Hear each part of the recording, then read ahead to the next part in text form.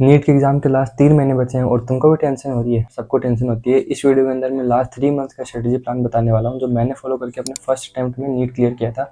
Video को and तक पूरा देखना। चलिए वीडियो शुरू करते हैं। So hello guys, I am Prashant Sarva, uh third year MBBS student at AMC Rishikesh. And आज की वीडियो के अंदर हम लोग डिस्कस करने वाले हैं मेरा लास्ट 3 मंथ्स का स्ट्रेटेजी प्लान जो मैंने फॉलो किया था नीट की तैयारी के दौरान, और जिसको आप भी फॉलो करके बहुत ही अच्छे मार्क्स नीट के अंदर स्कोर कर सकते हैं। सो लास्ट 3 मंथ के प्रिपरेशन को हमने 3 मंथ में डिवाइड किया है, मंथ 1, 2 एंड 3। अभी जनवरी चल रहा है एंड नेक्स्ट मंथ फरवरी के अंदर तुमको क्या करना है, मार्च के अंदर क्या करना है, अप्रैल के अंदर तुमको क्या करना है, ये मैं आपको इस वीडियो के अंदर बताने वाला हूँ। फर्स्ट मंथ यानी फरवरी में तुमको क्या करना है, जो तुम्हारे टॉपिक्स क्लियर हो चुके हैं, जो तुम्हारे सिलेबस हो गया है और तुमको बहुत ही अच्छे से आते हैं, उनका तुमको स्मार्ट रिवीजन करना है। मतलब बायोलॉजी के अंदर तुमको क्या करना है कि सिर्फ NCERT से उसका रिवाइज करना है। तुम्हारी कोचिंग के अंदर तुम्हारे टीचर ने तुमको जो भी नोट्स में लिखा है, अब उनको पढ़ने का टाइम नहीं है। अब तुमको NCERT सिर्फ लाइन टू लाइन अच्छे से पढ़नी है, कि कोई भी लाइन तुमको छोड़नी नहीं है, क्योंकि नीट के अंदर कहीं से भी क्वेश्चन आ सकता है। सो बायोलॉजी के अंदर तुमको सिर्फ NCERT पढ़नी है। फिजिक्स में तुमको क्या करना है, जितने भी फॉर्मूलाज है उनको एक जगह लिख लेना है, एक चैप्टर वाइज, और फिर बस उनको रिवाइज करना है और MCQ प्रैक्टिस करना है सिर्फ। मैंने भी लास्ट मंथ में यही किया था कि सिर्फ एक डायरी ली थी, उसके अंदर जितने भी इंपॉर्टेंट फॉर्मूलाज थे वो सारे लिख लिए थे, और लास्ट में सिर्फ उनको देखता था और MCQ प्रैक्टिस करता था, और जो भी टेस्ट होते थे फिर वो देता था, बहुत ही अच्छे मार्क्स आते थे। इसके लिए लेकिन इंपॉर्टेंट चीज़ ये है कि तुम्हारे फिजिक्स के सारे चैप्टर्स पहले से हो जाने चाहिए। अगर नहीं हुए तो तुमको पहले वो कंप्लीट करना है। तो प्रीवियस ईयर के जो पेपर्स हैं उनको सोल्व करना है। लाइक फिजिक्स के तुमको प्रीवियस ईयर के जितने भी क्वेश्चन आए हुए हैं वो सारे सोल्व करने हैं। केमिस्ट्री के अंदर तुमको क्या करना है, जितने भी रिएक्शंस होते हैं या फिर जो भी रटने वाली चीज़ें हैं, लाइक इनऑर्गेनिक केमिस्ट्री में बहुत सारी रटने वाली चीज़ें होती हैं, और ऑर्गेनिक के जितने भी नेम रिएक्शंस हैं उनको तुमको एक जगह नोटबुक के अंदर लिख लो रिवाइज करते टाइम। फिर तुमको लास्ट में बस उनको ही पढ़ना है और सिर्फ अपने MCQ सोल्व करने हैं।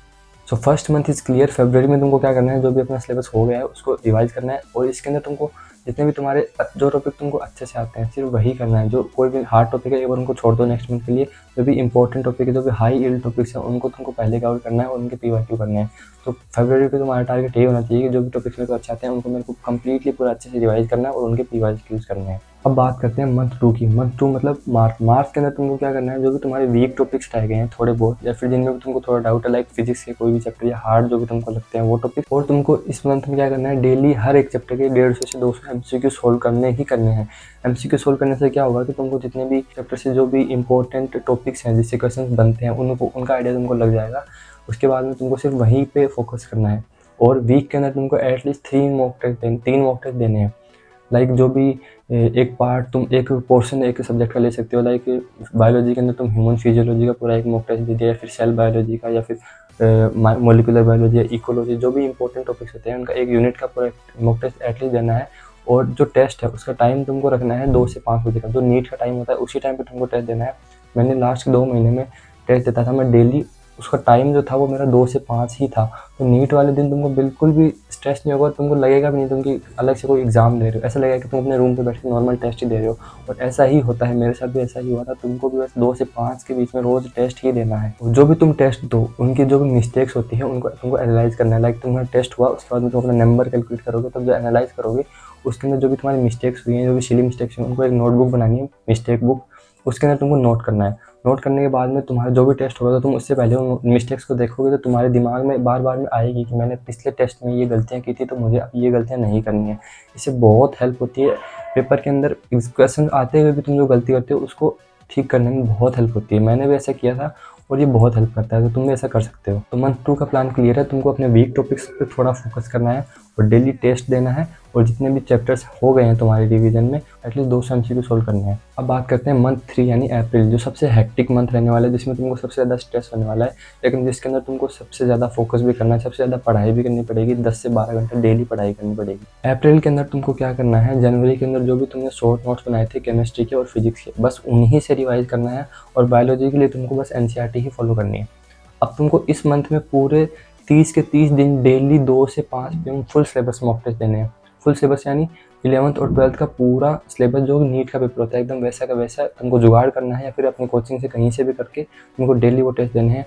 मैं क्या करता था कि हमारे कोचिंग के भी टेस्ट होते थे, या फिर आसपास के मेरे दोस्त जो थे दूसरी कोचिंग में उनसे पेपर ले लेता था, या फिर PW के ऑनलाइन तुमको जो है टेस्ट मिल जाएंगे फुल सिलेबस के, वो तुम प्रैक्टिस कर सकते हो। तो मैं डेली 2 से 5 बैठ के डेली टेस्ट देता था, जिससे क्या होता था कि तुमको प्रैक्टिस हो जाएगी 2 से 5 सिर्फ एमसीक्यू सोल्व करने की। डेली मॉक टेस्ट देने से क्या होगा कि तुमको अपनी जितने भी मिस्टेक्स जो तुम कर रहे हो या फिर जो भी पॉइंट तुम्हारा वीक रह गया है किसी भी चैप्टर का या फिर किसी भी यूनिट का, वो तुमको पता लगेगा, जिससे तुम उस दिन को उसको रिवाइज कर सकते हो।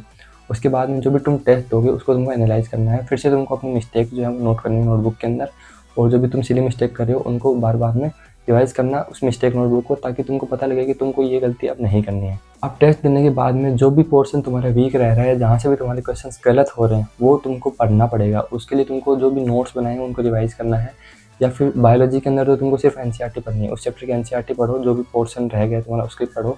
केमिस्ट्री और फिजिक्स के लिए तुम क्या कर सकते हो, अगर तुम्हारे शॉर्ट नोट्स से वो कवर नहीं हो रहे तो तुम एक बार नोट्स उठा के जो अपने कंप्लीट नोट्स हैं जो क्लास के दौरान बनाए थे उनको देख सकते हो, जहाँ से जो भी टॉपिक तुम्हारा रह गया सिर्फ उतने से टॉपिक को तुम पढ़ सकते हो फिर से। लास्ट मंथ के अंदर तुमको बहुत अच्छे से पढ़ाई करनी है, और यही मंथ डिसाइड करता है कि तुम्हारा नीट क्रैक होगा कि नहीं होगा। बहुत सारे लोग पूरे साल अच्छे से बहुत मेहनत करते हैं, लेकिन यहाँ पे आके मार खा जाते हैं। इससे बचने के लिए तुम क्या कर सकते हो, सबसे पहले चीज़ है कि स्लीप। तुम 7 घंटे की डेली स्लीप लोगे, अगर प्रॉपर तुम्हारा सोने का टाइम फिक्स है और उठने का टाइम फिक्स है, तो तुम्हारा स्ट्रेस इससे बिल्कुल नहीं होगा। इसके अलावा डाइट जो है अच्छी रखो, जंक फूड बिल्कुल भी मत खाओ, बाहर का खाना छोड़ दो। अभी 1 महीने सिर्फ अच्छी चीज़ें खाओ, घर का बना हुआ खाना खाओ, फ्रूट्स खाओ, जूस जो है वो पी सकते हो। मतलब तुमको हैवी डाइट नहीं रखनी, नॉर्मल डाइट रखनी है, और जंक फूड बिल्कुल भी नहीं खाना। इससे क्या होगा कि तुमको फालतू की क्रेविंग नहीं होगी और तुमको अच्छा फील होगा, मोटिवेशन मिलेगा। अब एक बार मैं फिर से समराइज़ कर देता हूँ। फर्स्ट मंथ के अंदर तुमको क्या करना है, अपने जो भी टॉपिक्स हो गए हैं उनको अच्छे से रिवाइज़ करना है। एनसीईआरटी बायोलॉजी के लिए, फिजिक्स और केमिस्ट्री के लिए तुमको शॉर्ट नोट बनाने हैं, नोटबुक के अंदर लिखना है उनको। सेकंड मंथ के अंदर तुमको करना है, जो तुम्हारे वीक टॉपिक्स हैं उनको कवर करना है और तुमको एमसीक्यू प्रैक्टिस करना है। तीसरे मंथ के अंदर तुमको क्या करना है, डेली फुल सिलेबस के मॉक टेस्ट देने हैं। लाइक कहीं से भी तुम जुगाड़ कर सकते हो, और 2 से 5 पीएम के बीच में ही टेस्ट देना, ये बहुत ही इंपॉर्टेंट है। अगर तुम कोई और टाइम लाइक तुम सुबह उठ के एमसीक्यू सोल्व करोगे तो तुमसे हो जाएंगे, क्योंकि उस टाइम पे तुम्हारा ब्रेन जो है वो एकदम फ्रेश रहता है। तुम उठते हो तो तुम कोई भी कर लेगा। 2 से 5 के बीच में टेस्ट देने से क्या होगा कि तुमको बहुत हेल्प मिलेगी। नीट के एग्जाम के दौरान जो है तुमको बिल्कुल भी नींद नहीं आएगी और तुम्हारा फोकस बना रहेगा, क्योंकि लास्ट तुमने 1 मंथ से किया ही यही है, तो तुम्हारी बॉडी अडेप्ट हो जाएगी उस चीज़ के लिए। कोई भी मंत्र नहीं होता है नीट क्रैक करने के लिए, बस तुमको पढ़ाई करनी होती है। और लास्ट फेज जो होता है, लाइक लास्ट के 3-4 महीने, वो जो भी अच्छे से पढ़ाई करेगा वो उसका नीट क्लियर आराम से होगा।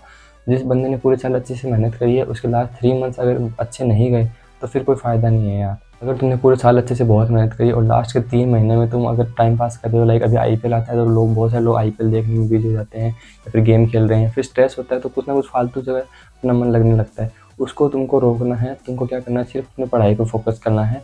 ट्राई करो कि फ़ोन का यूज़ बहुत ही कम कर दो। अपने मम्मी पापा से बात करो, जो भी अच्छे लोग हैं उनसे बात करो। जहाँ से भी तुमको लगता है कि नेगेटिव एनर्जी है, नेगेटिव पीपल है, उनसे बात करना बंद कर दो, दूर रहो। अभी लास्ट के 3 महीने अच्छे से पढ़ाई करो और जल्दी से जल्दी मेडिकल कॉलेज में आओ। तो यार आज की वीडियो में यही था। आई होप तुम लोगों को वीडियो अच्छी लगी होगी। वीडियो को लाइक कर देना, चैनल को सब्सक्राइब कर लेना।